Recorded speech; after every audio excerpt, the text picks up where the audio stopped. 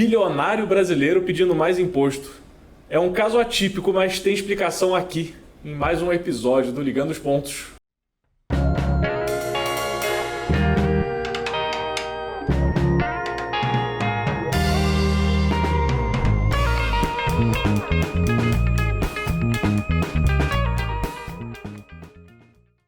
No evento dos empresários do aço, Jorge Gerdau, que dá o nome para sua própria empresa, pediu mais imposto para a siderurgia, principalmente para o aço.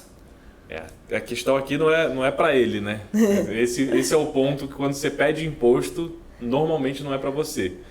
Nesse caso, o que o Jorge Gerdau, né, que é um dos donos da família dona da Gerdau, que é a siderúrgica gigantesca que a gente fala o tempo todo, está na bolsa como GGBR4. Mas o que a turma da Gerdau quer é imposto contra a China. O aço chinês está chegando no Brasil numa velocidade estonteante e, segundo eles, está atrapalhando o desenvolvimento da indústria regional. E não é com que é imposto, não. O que eles querem é 25% de imposto em cima do aço que vem da China. Hoje, esse imposto está basicamente ali de 9,5% a quase 13%. Então, é mais do que dobrar, sabe? E é um imposto normal, não é um imposto atípico. Normalmente, o imposto para produto importado, ele fica nessa base, principalmente para commodities. Então, o que ele quer é aumentar o imposto de um produto específico. Não é do ferro, não é do ouro, não é de nenhum outro tipo de material, é do aço. A questão que eles estão falando aqui é que a indústria está muito abalada porque a China está acenando uma crise econômica sem precedentes, segurando ali a construção civil, segurando a produção industrial da China e com isso, além de não exportar aço para a China, que é um grande comprador do Brasil, a gente passou a importar e a machucar o nosso mercado com aço chinês que vem muito mais barato e ganha da concorrência. Além da Gerdau, a gente tem a CSN e a Usiminas, né, que são muito fortes aqui no setor e grandes exportadores para a China. Sem China, mercado nacional. Com a China no mercado nacional, tá difícil de competir. E é que nada que a China faz é em pouca quantidade, né? Então, a China, mesmo com a crise imobiliária, ela continua produzindo aço. Ela não vai parar de produzir só porque a demanda interna parou, porque tem sempre como você jogar isso no mercado internacional. Sempre a preços muito competitivos, né? A China é conhecida por produzir barato. Tanto que os Estados Unidos vivem reclamando. E a China, quando ela produz, ela não produz pouco. De acordo com o Trading Economics, foram mais de 86 milhões de toneladas de aço. Isso aí você multiplica por mais ou menos R$4.000 cada tonelada. Então, em dólares, esse volume ele é astrondoso. E ainda mais quando ele vem para o nosso mercado, que tem uma produção grande, mas ainda assim é uma produção muito mais cara que a China, né? Tudo que a China produz vem muito mais barato no custo de produção. Então, quando chega para os nossos mercados, o custo de efetivo de compra, ele também é mais barato. Mais volume, menos custo, deságua e vende igual água, né? E menos demanda também, então tá lá. Tá cada vez ficando mais e mais barato, porque o grande momento que é o mercado imobiliário na China não tá construindo. Se não tá construindo, não precisa de aço. Mas aí tem um grande ponto, mas o que é a fala do Gerdau, ela não foi só uma fala, só uma reclamação. Ele fez uma ameaça direta ao governo quando ele fala assim, provavelmente vamos ter de mudar nossa atitude política. Ele fala isso para os colegas empresários do setor de aço. Mudar de atitude política. O que é mudar a atitude política dos empresários do aço? O que é mudar a atitude política de uma família bilionária que dá o nome a uma indústria desse tamanho? É parar de pagar o que costuma pagar nas eleições, é parar de financiar o que costuma financiar no andamento de um governo. Eu levantei aqui que em 2006 o grupo era presidido pelo Jorge Gerdau. Hoje ele não está mais na presidência do grupo, tá? Mas em 2006 ele doou 1,6 milhão, né, 1.600.000 para candidato do Brasil todo, de todo jeito. Mas, inclusive, o atual presidente do BNDES, o Aloysio Mercadante, foi um dos que recebeu dinheiro para sua campanha lá em 2006. Agora, em 2022, ele, Jorge, na pessoa física, doou 540 mil para diferentes campanhas. Mas a maior parte foi para a direção estadual do Partido Novo, lá no Rio Grande do Sul. Ou seja, alguém que financiou o Partido Novo na eleição agora está pedindo mais imposto para conter a China. É bem esquisito. E o irmão dele, o Frederico, ele destinou 3 milhões e 900 mil para o PL, né, que é o partido do Bolsonaro, também no Rio Grande do Sul. Isso aí está tudo declarado no Tribunal Superior Eleitoral. E é importante lembrar que essas doações de bilionários e milionários aos governos não é algo novo, não é algo do Brasil e não é algo ilegal. Nos Estados Unidos a gente sempre vê falando de tal família que doou para tal democrata, para tal republicano, e a gente vê pouco isso no Brasil. Mas isso é um padrão, não é que tem alguma coisa às escusas ali, fora o seu interesse. O que teve de mudança aqui é que em 2006 quem doou foi o Grupo Gerdau, a empresa. Mas a doação de empresas foi proibida no Brasil. E aí passou a ser nas pessoas físicas, né? Os empresários podem doar, as empresas não. Até a tese lá do Tribunal Superior Eleitoral foi que o poder empresarial na democracia estava ficando muito forte em detrimento das pessoas físicas. Uma tese contestável, já que você sabe que o empresário ele pode doar o quanto ele quiser, então grande diferença não vai fazer. Mas enfim, essa é a grande diferença dos 2 anos. E o direcionamento desse dinheiro na última eleição do Jorge e do irmão dele foi muito maior, muito mais claro do que na eleição de 2006, quando você tinha um PT tomando o poder ali, tomando a presidência, né? E a doação era muito mais espalhada em vários matizes diferentes. Na última não. PL, Partido Novo e candidatos muito mais alinhados à direita nacional. E agora ele dá essa puxada, né? Falando, eu nunca vi isso, o processo decisório governamental está muito difícil hoje em dia. Ou seja, o processo decisório eu não estou conseguindo influenciar tanto quanto eu gostaria, então provavelmente vamos ter de mudar a nossa atitude política. Cara, é uma emparedada em público, no governo, no primeiro ano de mandato, de um bilionário desse porte, não é uma coisa comum. Os bilionários, quando querem cobrar o governo no primeiro ano de mandato, ainda no meio dessa lua de mel, faz isso em reunião fechada, faz isso tomando café, faz isso num telefonema criptografado, mas você não faz isso em público.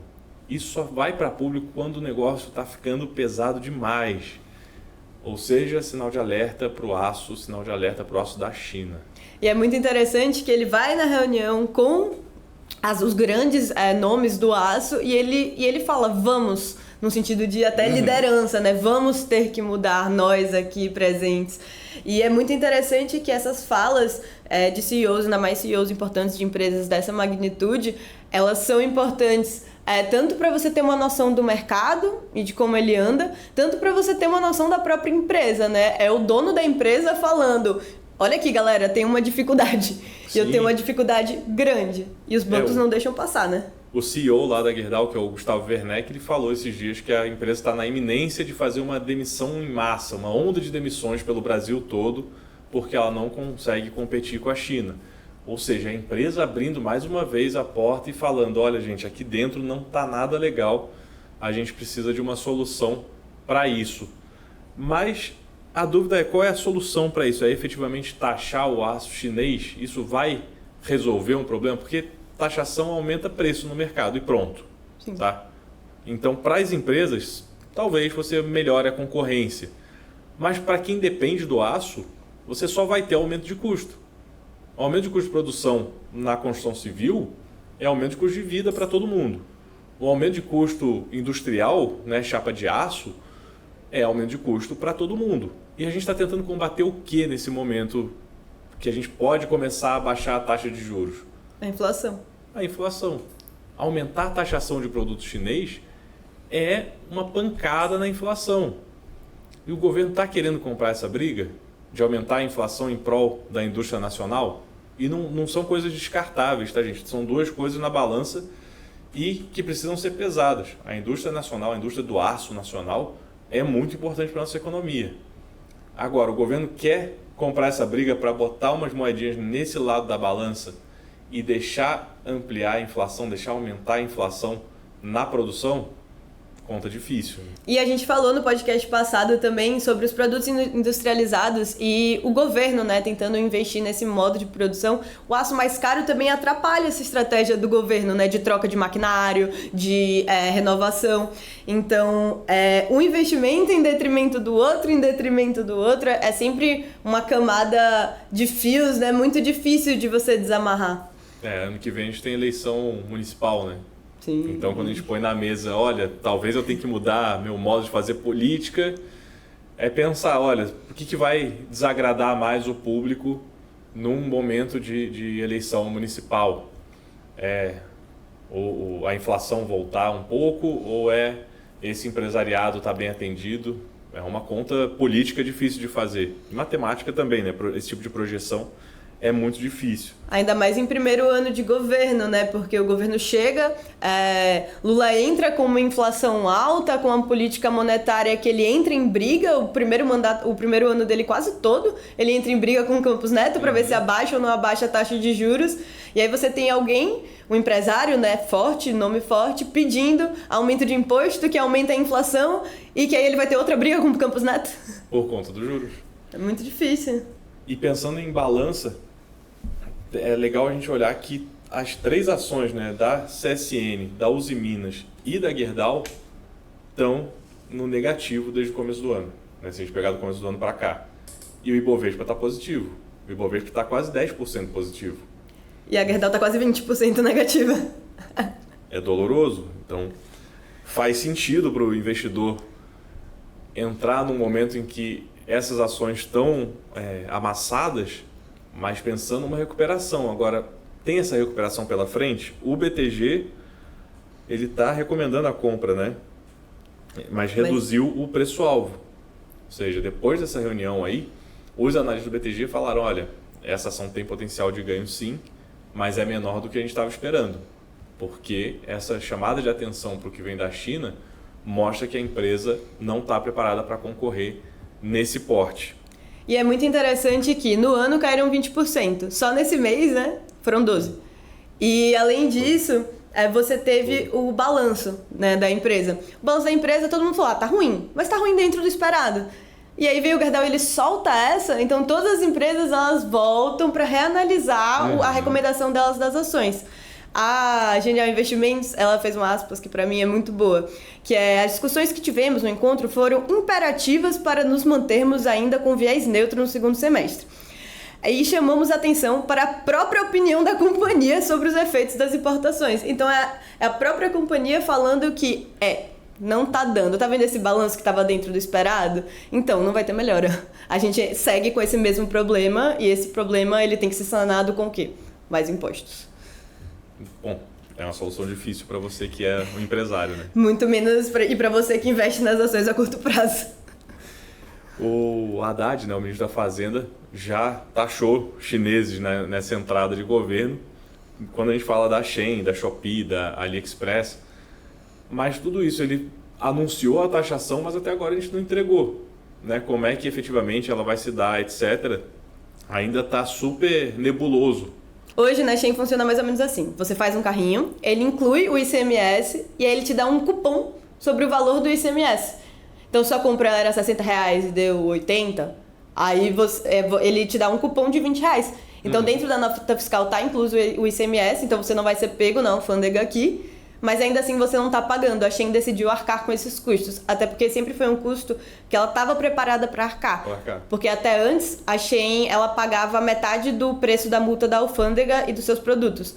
Então a multa da alfândega, metade da multa da alfândega mais seus produtos ainda é um valor menor do que o ICMS. Então eles já estavam com essa conta lá. Então mesmo com a taxação, ela ainda consegue sair por cima e continua sendo barato, entendeu? Então taxou, mas ainda é barato comprar de empresas chinesas, porque elas estão preparadas para essas taxações. E ela tá vindo para cá, né, com aquele acordo com a Coteminas e tal, de trazer para cá, ainda não veio, ainda tá nebuloso.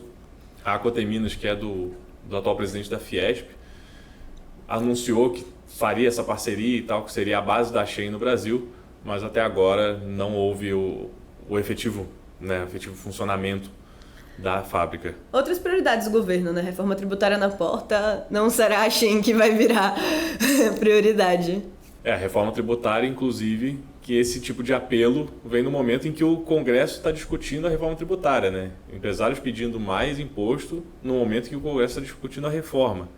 Então, tem chance de emplacar? Tem, de acordo com a pressão que for feita, de acordo com que os políticos estiverem olhando para isso. E aí, essa forma de fazer política que o Gerdau puxou ali na reunião com os empresários do aço pode fazer sentido, esse tipo de pressão. Outro dia saiu uma matéria falando que o CEO da Gerdau tem ido a Brasília semanalmente e tal, para fazer justamente essa pressão, para mostrar o que tem acontecido com a indústria para os políticos. E é bom lembrar também que, apesar do PL não ter ganhado as eleições, o PL ele é a maioria no nosso Congresso. E é o Congresso que define o que vai ser posto ou não na reforma tributária. Eleições presidenciais. Então, gente, muito obrigado. Espero que esse vídeo tenha te ajudado a investir melhor, a escolher melhor, a fazer melhores decisões. E se esses vídeos têm te ajudado, curte aqui, compartilha, segue a gente. Acompanha o site lá no monitordomercado.com.br, que é muito importante ter vocês por aqui, e mande para os amigos, para as amigas, para quem investe e para quem precisa investir melhor. Deixe seu comentário aqui embaixo que a gente lê todos. Siga a gente no Instagram, no Twitter e no TikTok, que toda semana tem cortes, tanto do nosso podcast, também do podcast do Thiago Raymond, as análises do Ficube e as análises de Eduardo Dantas. Muito obrigada e até semana que vem. Muito obrigado.